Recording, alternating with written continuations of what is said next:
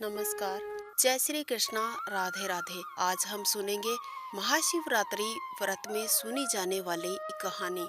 शुरुआत करते हैं वीडियो की। इससे पहले आप सभी से एक छोटी सी रिक्वेस्ट है, चैनल को सब्सक्राइब नहीं किया है तो सब्सक्राइब करके बेल आइकन अवश्य प्रेस कर देना, ताकि हर एक वीडियो का नोटिफिकेशन आपको सबसे पहले मिल सके। चित्रभानु नामक एक शिकारी था। एक साहूकार का कर्जदार भी था, लेकिन उसका ऋण समय पर नहीं चुका सका। क्रोधित साहूकार ने शिकारी को शिव मठ में बंदी बना लिया था। संयोग से उस दिन शिवरात्रि थी। शिकारी ध्यान मग्न होकर शिव पार्वती की धार्मिक बातें सुनता रहा और चतुर्दशी को उसने शिवरात्रि व्रत की कथा भी सुनी थी। साहूकार ने अपने पास बुलाया और ऋण चुकाने के विषय में बात की। शिकारी अगले दिन सारा कर्ज ऋण लौटा देने का वचन देकर बंधन से मुक्त हो गया, छूट गया। अपनी दिनचर्या की भांति वह जंगल में शिकार के लिए निकला, लेकिन दिन भर बंदी गृह में रहने के कारण भूख प्यास से व्याकुल था। शिकार खोजता हुआ वह बहुत दूर निकल गया। जब अंधेरा हो गया तो उसने विचार किया कि आज की रात जंगल में ही बितानी पड़ेगी। वह एक तालाब के किनारे बेल के पेड़ पर चढ़कर रात बिताने लगा। बेलपत्र के पेड़ के नीचे एक शिवलिंग भी था, जो बेलपत्र से ढका हुआ था। इस बात का शिकारी को कुछ पता नहीं था। आराम करने के लिए उसने बेलपत्र की कुछ पत्तियां तोड़ी। इस प्रक्रिया में बेलपत्र की पत्तियां शिवलिंग पर जा गिरी। शिकारी भूखा प्यासा उसी स्थान पर बैठा रहा। इस प्रकार शिकारी का व्रत हो गया। तभी एक गर्भवती हिरनी तालाब पर पानी पीने के लिए आई। हिरनी को शिकारी ने जाने नहीं दिया। शिकारी ने धनुष पर तीर चढ़ाकर हिरनी को मारने की कोशिश की। जैसे ही कोशिश की, वैसे ही हिरनी बोली, मैं गर्भ से हूँ, शीघ्र ही अपने बच्चे को जन्म दूंगी।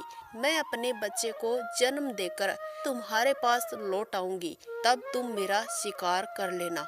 शिकारी ने तीर वापस लिया और हिरनी को वहां से जाने दिया। शिकारी के तीर से कुछ बेलपत्र के पत्ते टूटकर शिवलिंग पर जा गिरे। इस प्रकार से शिकारी की प्रथम प्रहर की पूजा पूर्ण हो गई। कुछ देर बाद एक और हिरनी उधर से निकल रही थी। पास आने पर शिकारी ने तुरंत ही धनुष पर तीर चढ़ाकर निशाना लगा दिया, लेकिन तभी हिरनी ने शिकारी से निवेदन किया, मैं थोड़ी देर पहले ऋतु से निवृत्त होकर आई हूँ, कामातुर विरहिणी हूँ, अपने प्रिय को खोज रही हूँ। मैं अपने पति से मिलकर तुम्हारे पास आऊंगी। शिकारी ने इस हिरनी को भी जाने दिया। शिकारी विचार करने लगा। इस दौरान रात्रि का आखिरी प्रहर भी बीत रहा था। इस बार उसके धनुष से बेलपत्र के कुछ पत्ते टूटकर शिवलिंग पर फिर से जा गिरे और शिकारी के दूसरे प्रहर की पूजा भी पूर्ण हो गई। इसके बाद तीसरी हिरनी शिकारी को आते हुए दिखाई दी, अपने बच्चों के साथ। शिकारी ने धनुष उठाकर निशाना साधा। शिकारी तीर छोड़ने ही वाला था कि हिरनी बोली, मैं इन बच्चों को इनके पिता को सौंपकर वापिस आपके पास लौटकर जरूर आऊंगी, मुझे अभी जाने दो। शिकारी ने ऐसा करने से इनकार कर दिया और बताया कि दो हिरनी आपसे पहले मुझसे वादा करके जा चुकी है। हिरनी ने कहा, शिकारी मेरा विश्वास कीजिए, मैं आपको वापस आने का वचन देती हूँ। हिरनी ने जब ऐसा बोला तो शिकारी को हिरनी पर दया आ गई। शिकारी ने उस हिरनी को भी वहां से जाने दिया। उधर भूखा प्यासा शिकारी बेलपत्र की पत्तियां तोड़कर अनजाने में फेंकता रहा। इस प्रकार उसके तीसरे प्रहर की पूजा भी पूर्ण हो गई। सुबह की जब पहली किरण निकली तो उसे एक मृग आता हुआ दिखाई दिया। शिकारी खुश होकर अपना तीर मृग को मारने के लिए चलाने लगा। मृग ने दुखी होकर शिकारी से कहा, तुमने मुझसे पूर्व आने वाली 3 हिरनियों और बच्चों को मार डाला है, तो मुझे भी मार दो। देर न करो, क्योंकि मैं उनका दुख सहन नहीं कर सकता हूँ। मैं उन हिरनियों का पति हूँ। यदि तुमने उन्हें जीवन दान दिया है तो मुझे भी छोड़ दो। मैं अपने परिवार से मिलकर जल्द ही वापस आऊंगा। शिकारी ने उसे भी जाने दिया। अब सूर्य पूरी तरह से निकल आया था और सुबह भी हो चुकी थी।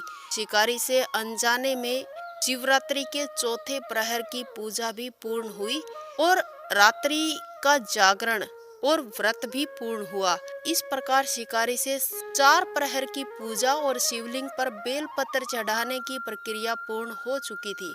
उसे तुरंत ही फल प्राप्त हुआ। भगवान शिव की कृपा से शिकारी का हृदय बदल गया था। शिकारी का मन एकदम पवित्र हो चुका था, निर्मल हो चुका था। कुछ देर बाद शिकारी के सामने संपूर्ण मृग परिवार मौजूद था ताकि शिकारी उसका शिकार कर सके, लेकिन शिकारी ने ऐसा नहीं किया, सभी को वहां से जाने दिया। महाशिवरात्रि के दिन शिकारी द्वारा पूजन की विधि पूर्ण करने के कारण उसे मोक्ष प्राप्त हुआ। शिकारी की मृत्यु होने पर यमदूत उसे लेने आए तो शिवगणों ने उन्हें वापस भेज दिया। शिवगण शिकारी को लेकर शिवलोक आ गए। भगवान शिव की कृपा से ही अपने इस जन्म में राजा चित्रभानु स्वयं पिछले जन्मों को याद रख पाए और महाशिवरात्रि के महत्व को जानकर उसका अगले जन्म में भी पालन कर पाए। इसके लिए महादेव जी ने उसे वरदान दिया और चित्रभानु को महादेव जी की कृपा से स्वर्ग लोक की प्राप्ति हुई। उम्मीद है कि ये कहानी आपको जरूर पसंद आई होगी। अगर अच्छी लगी है तो इसे लाइक कीजिएगा, शेयर कीजिएगा। इसके साथ साथ चैनल को अभी तक आपने सब्सक्राइब नहीं किया है तो सब्सक्राइब करके बेल आइकन अवश्य प्रेस कर देना ताकि आने वाला कोई भी अपडेट आपसे मिस ना हो। मिलते हैं नेक्स्ट वीडियो में। वंदे मातरम। जय श्री कृष्णा।